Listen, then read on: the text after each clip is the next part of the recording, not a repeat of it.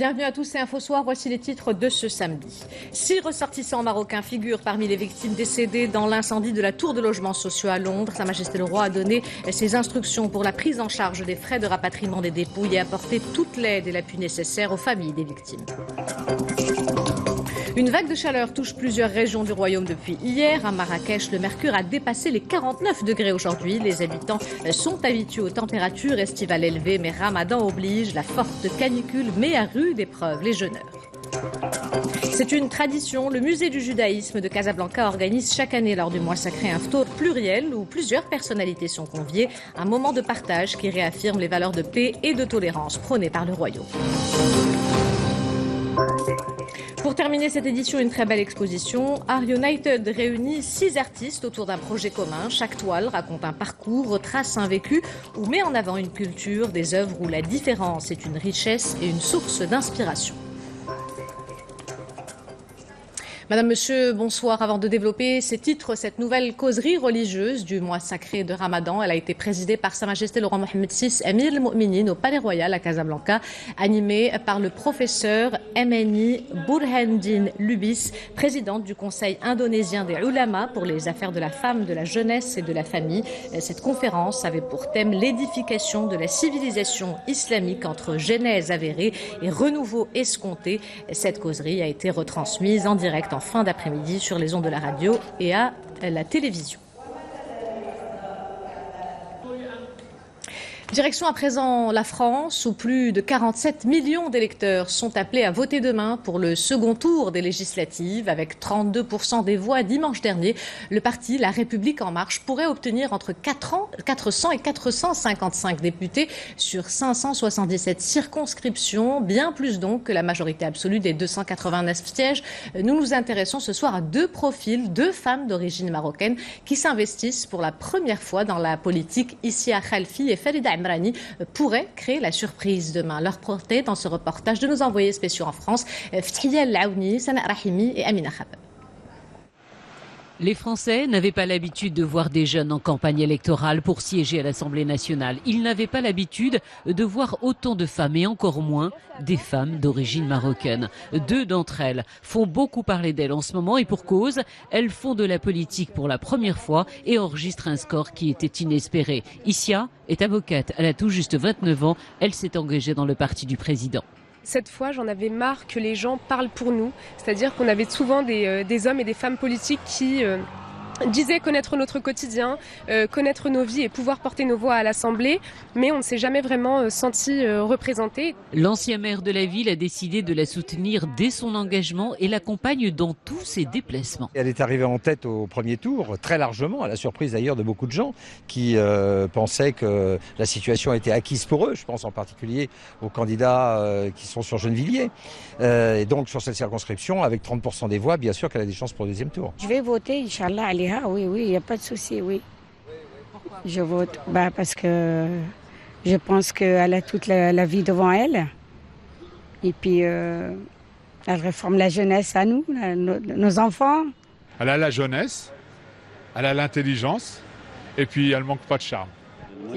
Farida, elle, est dans l'Essonne, dans le nord-est de la capitale, à l'opposé de Isia. C'est une candidate de la France insoumise. Pour le second tour, elle est face à un candidat de taille, l'ancien Premier ministre Manuel Valls. Cette jeune femme, mère de 3 enfants, n'a pas froid aux yeux. Ça ne l'impressionne pas du tout. Ce candidat-là, moi, je l'ai déjà affronté en 2014 pour les municipales. Donc, je ne suis pas dans le m'as-tu vu. Nous, c'est dans la continuité. Donc, on le fait sincèrement, avec vraiment des valeurs de gauche qu'on a. Et c'est ça qui fera la différence. Aujourd'hui, on n'a pas besoin de sortir de l'ENA. C'est ça que je veux prouver. On n'a pas besoin de sortir de l'ENA. On n'a pas besoin d'être sur des bancs pour apprendre la politique. On a une opportunité unique d'avoir une députée qui nous ressemble et qui soit capable de nous défendre à l'Assemblée. D'après les sondages, les 2 jeunes femmes ont toutes leurs chances. Si elles gagnent leur siège au second tour, ce ne sera pas juste un événement local, mais bel et bien un événement national. Isia renversera la tendance dans une région qui vote pour le Parti communiste depuis près de 40 ans. Pour Farida, elle réussira elle aussi à faire tomber le fief du Parti socialiste. Et nous retrouvons en direct de Paris notre envoyé spécial Fthia Laouni. Bonsoir, nous ne sommes plus qu'à quelques heures du vote. Le premier tour a été marqué par une abstention record. Comment se présente ce deuxième tour? Est-ce que la mobilisation semble plus importante? Bonsoir Hirsen. Alors c'est vrai que lors du premier tour, un Français sur 2 seulement s'était rendu aux urnes et ce scrutin avait enregistré un taux d'abstention record. Mais c'était pas vraiment une surprise. De nombreux spécialistes en politique mettent cela sur le dos de la débâcle des partis dits traditionnels, à savoir la droite et également le Parti socialiste. Alors durant ces derniers jours et jusqu'à hier soir, dernier jour de la campagne électorale, la droite, le Parti socialiste, mais aussi le Front National ont tenté de mobiliser leurs électeurs en les appelant à voter massivement pour qu'Emmanuel Macron n'ait pas les pleins pouvoirs. Ceci dit, selon les derniers sondages, il devrait tout de même obtenir une large majorité. Les derniers chiffres donnent pour La République En Marche, mais également au MoDem, 430 à 460 des 577 sièges de l'Assemblée nationale. Ceci dit, il va falloir attendre le verdict des urnes. Ce sera demain soir à 20h heure française. Il sera 18h chez nous. Je rajoute juste un point que relèvent de nombreux médias ici. Si jamais les Français votent en masse demain, cela veut dire pour eux que les Français non seulement ont élu Emmanuel Macron et qu'ils veulent lui donner la main en quelque sorte pour qu'il fasse un véritable mandat en bonne et due forme. À présent, Fthia, une question sur les circonscriptions dédiées aux Français de l'étranger, dont la 9e, la plus importante, car elle couvre 16 pays d'Afrique de l'Ouest et du Nord, dont le Maroc. La question du Sahara s'est invitée dans le débat. Fthia, de quelle manière ? Alors oui, tout à fait. C'est la fameuse affaire Leïla Haïchi, candidate du parti du MoDem. D'ailleurs, c'est cette affaire qui a un petit peu plus mis en lumière cette fameuse 9e circonscription. Alors cette candidate est connue pour ses positions pro-Polisario. Elle est issue du parti du MoDem, je vous le disais. Et elle avait été investie dans un premier temps par La République En Marche. Mais face au tollé que ça a provoqué, et en particulier de tous les électeurs franco-marocains, elle a été retirée. Leïla Haïchi a nié sa position en faveur du Polisario. Elle a même tenté de relayer ça dans les médias, mais beaucoup se souviennent qu'elle avait organisé, il y a tout juste 4 ans, au sein même du Sénat, un forum qui était clairement, on peut le dire, qui n'était pas en faveur du Maroc. Alors, une position qui n'est pas du tout celle de la France, on le sait, puisque la France ne reconnaît pas la pseudo-RSD. Et c'est vrai que cette candidate, ça pourrait lui coûter très cher lors du vote de demain. Une précision, elle sera face au second tour à Mjid El Guerrab, qui bénéficie, lui, pour le coup, d'un soutien clair des ténors de La République En Marche. Reste à espérer que les électeurs iront en masse voter parce que lors du premier tour, ils étaient à peine et tout juste 20%. On saura demain si la mobilisation a été plus importante. Fthia El Aouni, vous étiez en direct avec nous depuis Paris. Merci pour toutes ces précisions.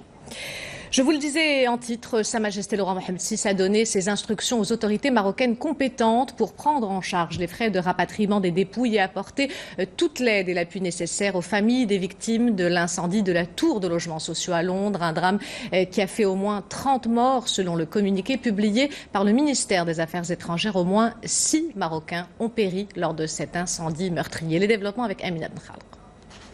Une ambiance lourde et une émotion vive lors de cette réunion. Les proches des victimes marocaines des flammes qui ont consumé la tour de Londres se sont retrouvés au siège du consulat du Royaume. Parmi les 6 personnes qui ont trouvé la mort figurent 5 membres d'une même famille. Malgré le poids de la tristesse, les familles marocaines se disent aujourd'hui reconnaissantes suite aux efforts déployés par leur pays d'origine. Sa Majesté le Roi Mohammed VI a donné ses instructions aux autorités marocaines pour prendre en charge les frais de rapatriement des dépouilles et apporter toute l'aide et l'appui nécessaires aux familles des victimes. Aujourd'hui, plusieurs proches sont partagés entre tristesse et colère, car beaucoup ont pointé du doigt la responsabilité des autorités locales qui n'ont pas entendu les inquiétudes quant à l'état de ces tours. Les flammes qui l'ont ravagé ont fait au total 30 morts, mais le sort des 58 autres personnes est toujours inconnu. Et nous reviendrons plus en détail sur ce drame et sur le bilan publié par les autorités marocaines lors de notre prochaine édition El Messeïa. L'actualité internationale marquée également par cette décision du président américain qui s'en prend à Cuba et ravive un climat de guerre. C'est depuis Miami, en Floride, que Donald Trump a affirmé sa volonté de freiner le rapprochement avec Cuba, lancé fin 2014 par son prédécesseur Barack Obama, après plus d'un demi-siècle de tensions, dénonçant avec véhémence le régime brutal au pouvoir à La Havane. Le gouvernement cubain a répliqué en dénonçant à son tour les nouvelles restrictions aux échanges annoncés par le président américain, tout en réitérant sa disposition à poursuivre le dialogue engagé avec Washington depuis le rétablissement des relations entre les deux pays.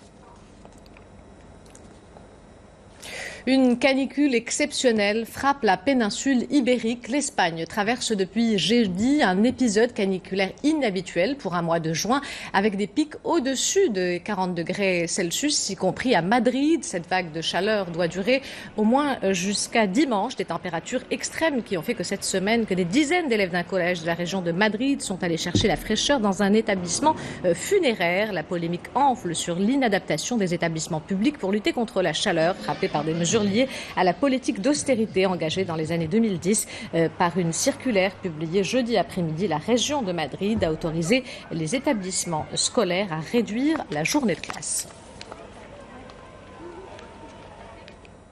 Il fait également très chaud au Maroc, une vague de chaleur avec des températures maximales variant entre 33 et 50 degrés touche plusieurs régions du royaume. Depuis hier, à Marrakech, le mercure a dépassé les 49 degrés aujourd'hui.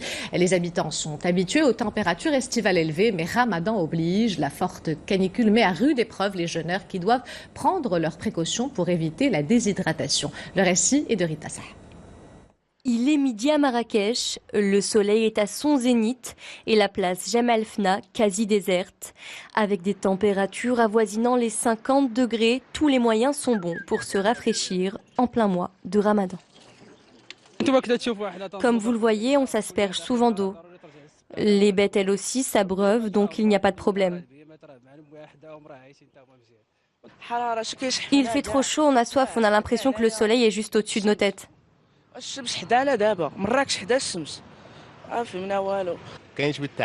On est fatigué, c'est vrai, on a beaucoup de travail, mais on ne peut pas s'arrêter de travailler, c'est notre gagne-pain.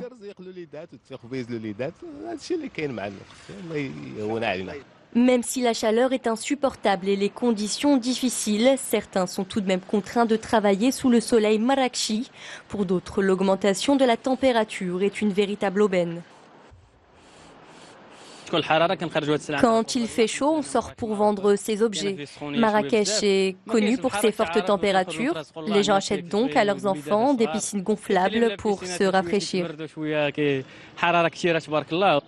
Et cette vague de chaleur devrait se poursuivre toute la semaine prochaine dans la ville ocre. Pour éviter les coups de soleil et de chaleur, les Marrakchis doivent donc être vigilants, éviter de sortir aux heures les plus chaudes, se couvrir la tête et ne pas oublier de s'hydrater, surtout après la rupture du jeûne.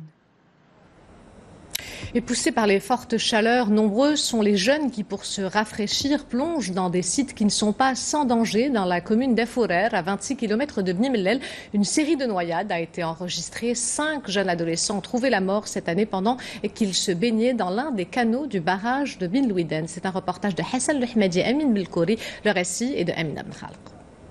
Malgré tous les drames survenus ici, ces jeunes s'amusent toujours dans les eaux du barrage de Bin Louiden. Le danger est pourtant réel. Dans la commune d'Afourer, de simples baignades ont coûté des vies. Chaque année, nous enregistrons plusieurs cas de noyades ici à Afourer. Par exemple, 5 personnes sont mortes en l'espace d'une année. Les jeunes de cette commune, eux, regrettent l'inexistence d'un espace de divertissement dans la province. Pourquoi on n'aurait pas droit à une piscine? Beaucoup de jeunes sont morts ici. Une piscine pour Afourer, c'est pourtant un projet lancé il y a environ 7 mois dans cette commune. Il devrait être aujourd'hui opérationnel selon les délais fixés. Le retard qu'accuse ce projet lancé en 2016 s'explique en partie par le blocage gouvernemental, une situation qui a repoussé le délai d'exécution des travaux. J'espère que cette piscine sera opérationnelle le plus tôt possible.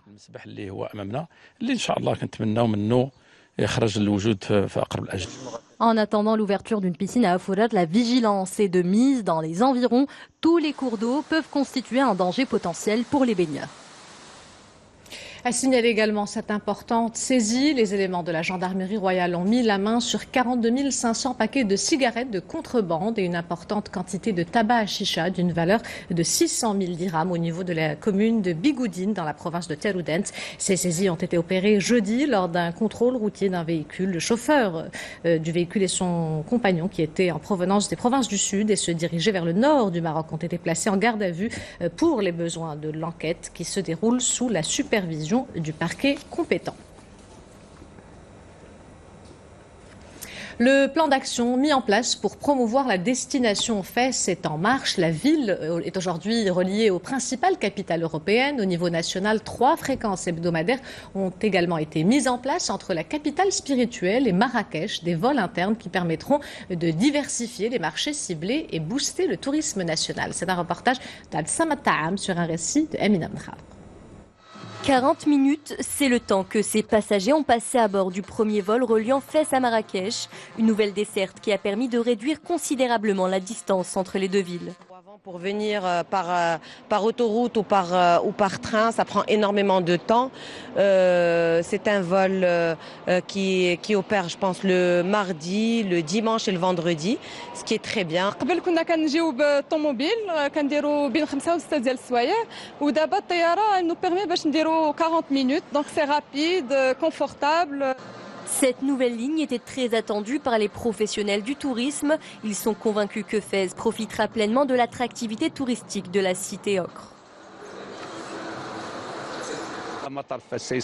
Au cours des 5 premiers mois, l'aéroport de Fès-Seis a accueilli près de 450 000 passagers, soit une augmentation de 13% par rapport à l'année dernière. Cela s'explique par l'arrivée de nouvelles compagnies aériennes low cost.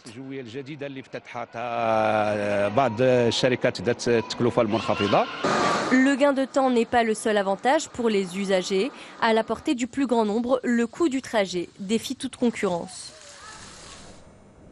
C'est une tradition. Le musée du judaïsme marocain de Casablanca organise chaque année, lors du mois sacré, un ftour pluriel où plusieurs personnalités sont conviées, un moment de partage qui réaffirme les valeurs de paix et de tolérance prônées par le royaume. C'est un reportage d'Abdoulaye Tabia sur un récit de Emina Mkhar.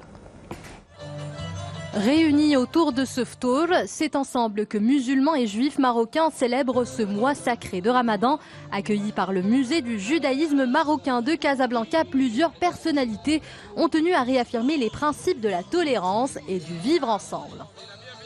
Je suis à la fois ravi, fier et très heureux que le Maroc envoie ce message au reste du monde.